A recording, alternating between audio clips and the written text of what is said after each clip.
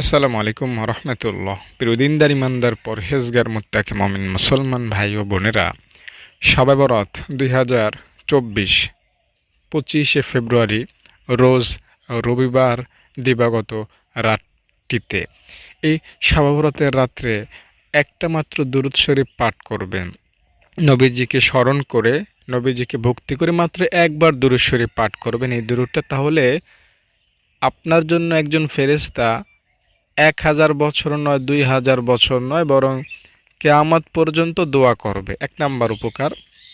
2 নম্বর উপকার হলো, আল্লাহর যত ফেরেশতা আছে সব ফেরেশতা আপনার জন্য সাময়িক দোয়া করবে। সাময়িক মানে 1 মিনিট বা 2 মিনিটের জন্য দোয়া করে দিবে। যেমন আপনার বাবা মা মারা গেলে হুজুরদেরকে দাওয়াত দিয়ে একটা দোয়ার আয়োজন করেন না, তো ওইভাবে আল্লাহর সকল ফেরেশতা আপনার জন্য সাময়িকভাবে দোয়া করে দেবে ইনশাআল্লাহ। 3 নম্বর লাভ হলো, এই দুরূদটা পড়ার ফলে 9 বছর ধারাবাহিকভাবে একটা নির্দিষ্ট সংখ্যক ফেরেশতা আপনার আমলনামায় সওয়াব লিখতে থাকবে।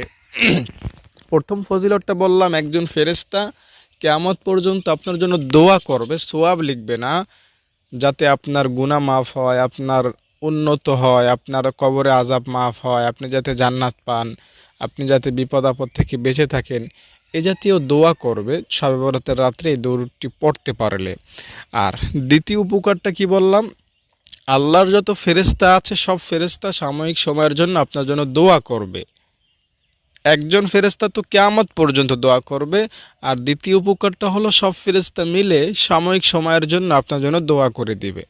আর 3 নম্বর উপকারটা বললাম, কিছু সংখ্যক নির্দিষ্ট ফেরেশতা আপনার আমলনামায় সওয়াব লিখতে থাকবে। আপনার আমলনামা, এই জায়গায় যে আপনার খাতা আছে আমলনামার, এই খাতাগুলো আল্লাহ তাআলা একটা ফেরেশতার কাছে রেখে দিয়েছেন, যাদেরকে আমরা কিরামান কাতিবিন বলে জানি। তারা গুনাহ করলে গুনাহ লেখে, নেকি করলে নেকি লিখে।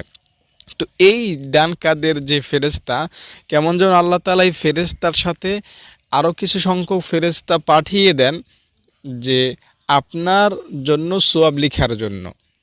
আমাদের বাড়িতে বা কোনো কোম্পানিতে বা কোনো একটা সংস্থার কাজ যখন অনেক বেশি প্রয়োজন, অনেক ভারী কাজ করতে হয়, তখন 1, 10, 20, 1000 লেবার দিয়ে কাজ হয় না।